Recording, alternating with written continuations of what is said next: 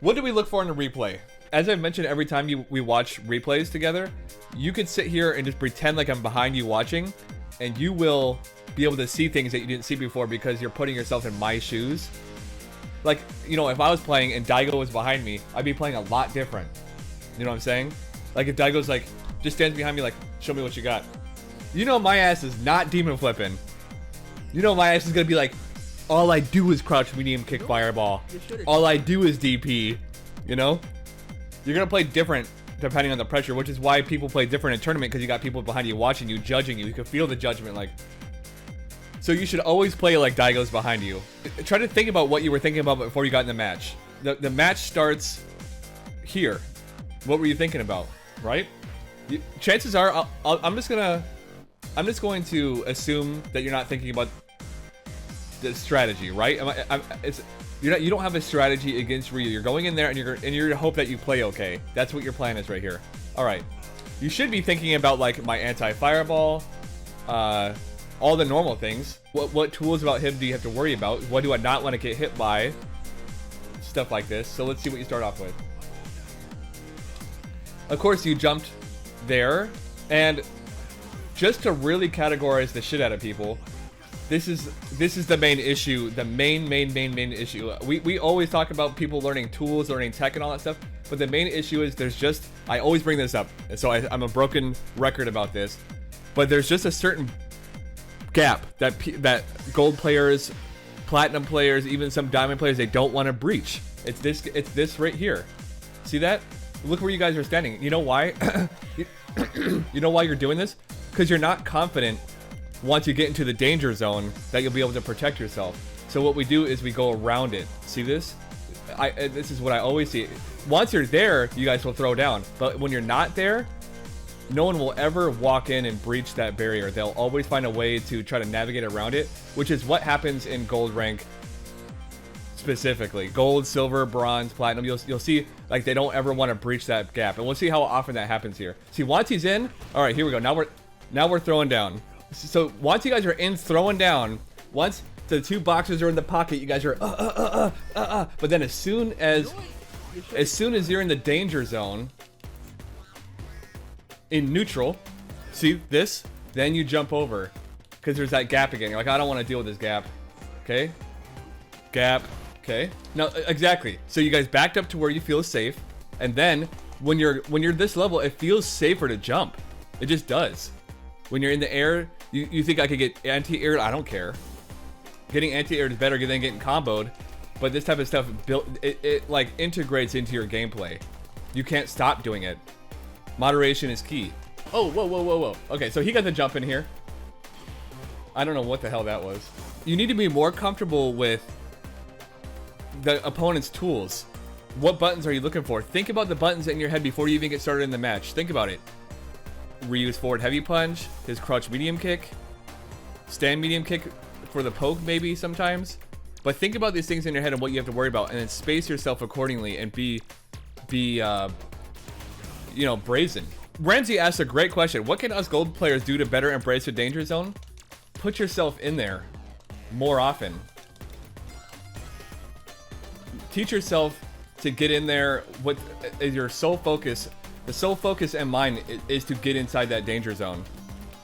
Just walk in there. Exactly. Walk in there. Don't be afraid to block. It's the fear of blocking as well, but it's scary. It's the fear of blocking. People don't want to block what they don't feel like they should have to block. And because you can't block in the air, you just go there. So let's see what happens here. Exact same situation. Air Tatsu, yeah. Again, it's not enough to tell people to stop jumping. You have to kind of dig into why they're jumping so much. So like, of course we see people jumping all the time, and people are like, oh, you jump too much. You have to give people a reason. And just saying anti-air is not enough. You have to drill it in the head, like why they're doing that. Why are you jumping so much? Because a lot of times they don't even know why they're jumping. I tell people this and they don't even realize that they're jumping because of that. So let's see this again. All right, here's the gap, right? Right? No! Stay away from me! What? He's afraid of that gap. Stay away from me! Oh, I'll stay away, all right. Okay. Burn the meter to close the gap. Oh, and then you got in the gap. You see that? You walked into the gap and you got bopped. Look. You finally you walked forward. Watch. Boom, and you got bopped. So now I guarantee. Oh shit, you're jumping. Oh, he's jumping. See this? Whenever you guys are in the danger zone, you're slugging. As soon as one of you guys breaches that gap, you guys are slugging. Look at this. Woo! Back up to the safety zone. Throw. Dash in. See? So now we're gonna go into training mode, and I'm gonna. Oh, it's not over yet. Okay, it was just so much hot action. I thought it was already the end. Let's go. Okay, good. You started off good, but then the jump because you just haven't studied here. You're skipping this part of the game. This into this right here. This is good for you. You're in a good position. You've encroached. Push more. You know? Stay there. But look, you see how he backed up? Stay there. Instead, you back up, which is fine, but then you move forward again. This is good. Just skip this part. You don't know what to do from here. So you jump, because you're skipping that part. You're trying to skip over it with a jump. Okay? And he is too. So what are the main things we're seeing so far? Of course, being able to breach that danger zone. And because you don't spend that much time there, your frame traps and your whip punishing and your buttons aren't fleshed out because you don't spend time there. Just as I mentioned before, how to compare to jiu-jitsu, you purposely put yourself in bad situations. Like people, they start off in a leg lock, or they start off with the opponent mounted behind them, so they figure out how to get out of that situation. The more time you spend in a situation, the better you get there. Like if you're always going around that situation, you're kind of circumnavigating your problems and never addressing them, which is like what people do in real life. You just go around your issues, but you need to kind of face that issue head on. Like, I don't know how to whip punish. The only way to learn how to whip punish, training mode's not enough, because you could just you just press stand fierce, and then you can just whip punish easy in training mode. But doing it in person or doing it in a match is the real deal, because they have other buttons, they can jump, they can fireball, they can do all this stuff, so you have a lot more to worry about. Okay, here you go. But see, you don't know what buttons to look out for. Like, you don't know where you're standing or why you're standing there. So it looks like you're kind of thinking to yourself to try, but it's just not working out because you're not looking out for the right things. Neither of you guys are really looking out for it. So it's almost, I'm not trying to put you down or anything, but everything you guys are hitting is lucky. Everything is lucky. That crouch fierce, totally lucky. Like you just threw it out there and it just so happened to work. You weren't looking for anything in particular. You guys are just feeling the buttons and pressing them.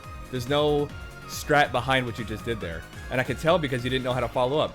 Neutral jump sweep, there was nothing there. V shift, nothing there. Demon flip, just to breach the gap. Crouch medium kick, stand heavy kick, jump. Sweep out activate, there's a little strat there. Usually people will have a little bit of their offense fleshed out, like your sweep activate, that was premeditated. Okay, that was premeditated. You have to add a little bit of purpose to what you're doing. Okay? I understand that in this situation it's scary. One crouch medium kick and you're dead. I don't even think he has to confirm it. I think just one hit with a medium and you're dead. So let's see here. Okay? Exactly.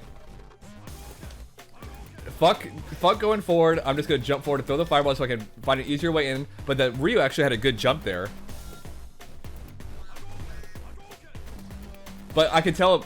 Oh. So now, let's go in training mode and we can kind of hash out a little bit of what I'm talking about. The reason I'm able to see these things is because I just take all the problems that I have or had and I just see it in other people. And it's very common stuff. High level players still do that. I still jump or whatever, or I'll stop throwing fireballs because I'm not comfortable in the neutral. Okay, so think about it. Let's pretend we're about to hop into a match here. What are you worried about? Okay, so let's pretend we have no meter or anything like that. Okay, what are you worried about? Why are we jumping?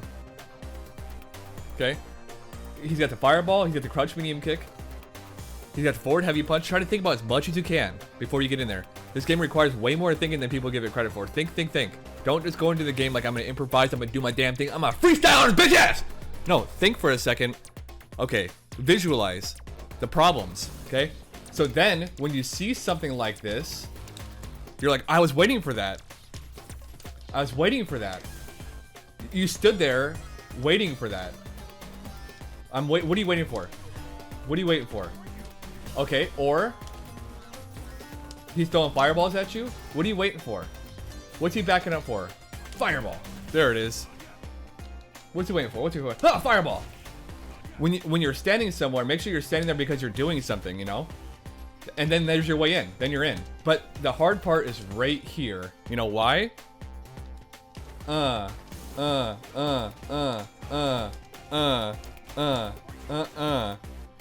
You don't want to block that shit. But it's okay. This is -2. This is -2. These are minus. You can't be afraid. That's why we're here. That's why you guys stand here. Look it. Nothing hits you. Nothing hits you. You know you're safe here. But you gotta think about where you can stand better.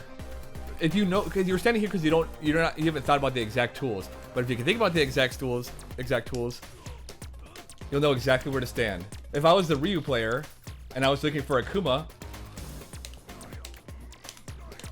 see that? So if a Ryu player was standing here waiting for the stand fierce, I didn't realize I press stand fierce, I get bopped. Okay, see that? See the zone? Look at the zone we're in. Doesn't that look familiar? Does that not look like the exact spot you would do this shit in? See what I'm saying? That's why you guys are here. That's why we go like this. That's why even I do that. We'll back up, and because we're not confident in our neutral here, we'll go around it. This is neutral. This is going around neutral. This is another approach.